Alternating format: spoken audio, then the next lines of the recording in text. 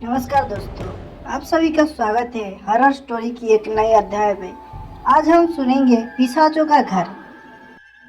सुनसान सड़क, रात के 11 बजे, ठंडी हवाएं, जंगल से जानवरों की आती आवाजें। ऐसे में वो एक आलीशान बंगले के सामने रौनक, राहुल, सृष्टि और दिव्या खड़े हुए थे।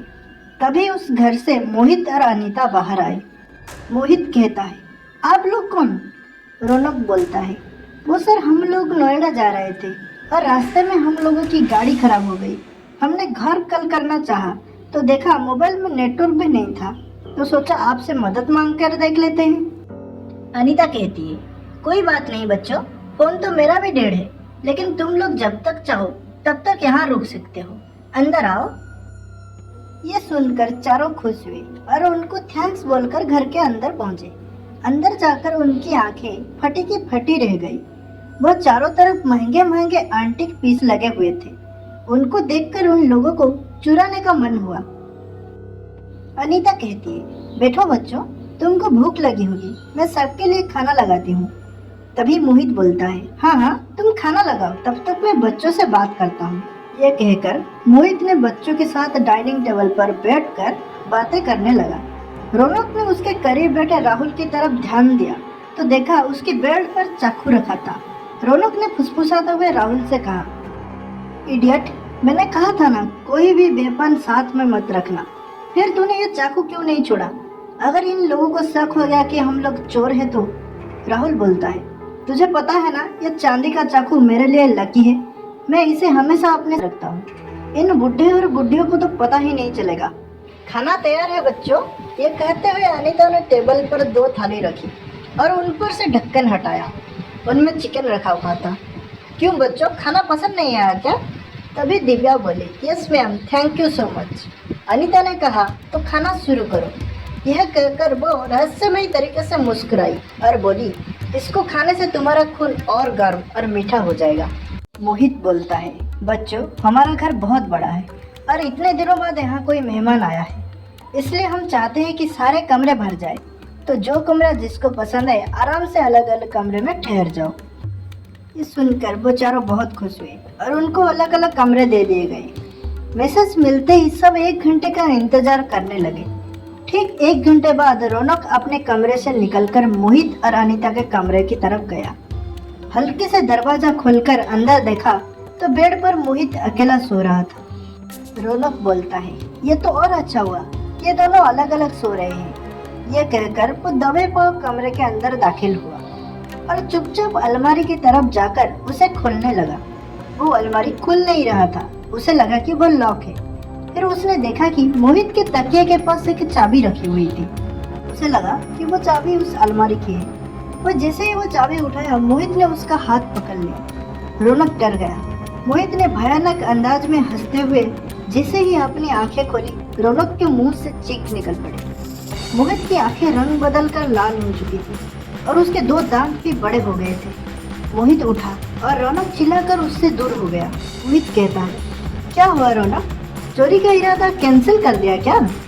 रौनक चिल्लाया और दरवाजे की तरफ भागा, लेकिन वो दरवाजे की तरफ पहुंचता इससे पहले ही मोहित ने पीछे से उसे पकड़ लिया और भयानक अंदाज में हंसा और बोला, आज इतने दिन बाद ताजा खून पीने का मौका मिला है। यह कहते ही मोहित अपने तेज दांत रौनक के गर्दन पर लगाकर उसका खून चूसने लगा।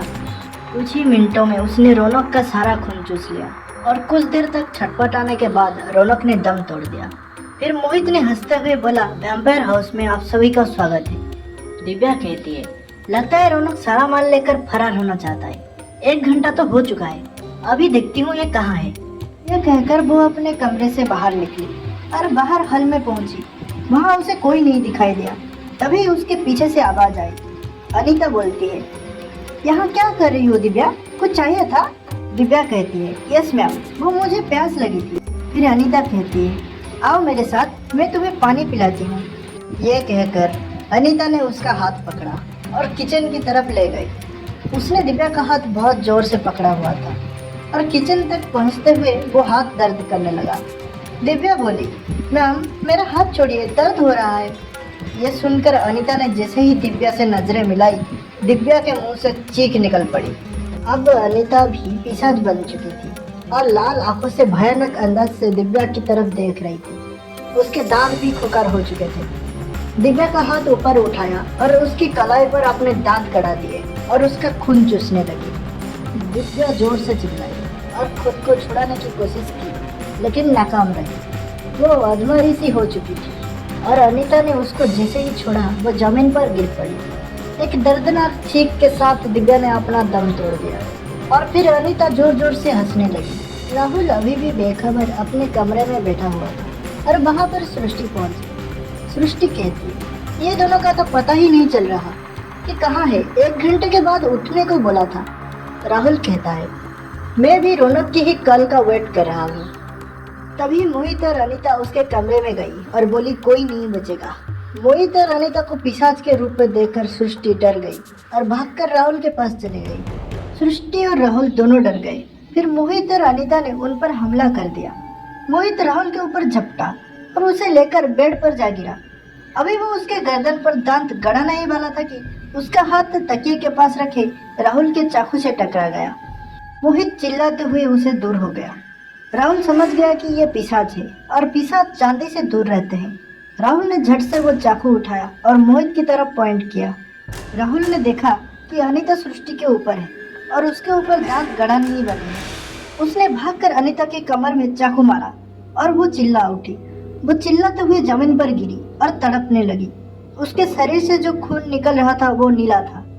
राहुल ने जल्दी से सृष्टि को खड़ा किया और दोनों बाहर की तरफ भागने लगे।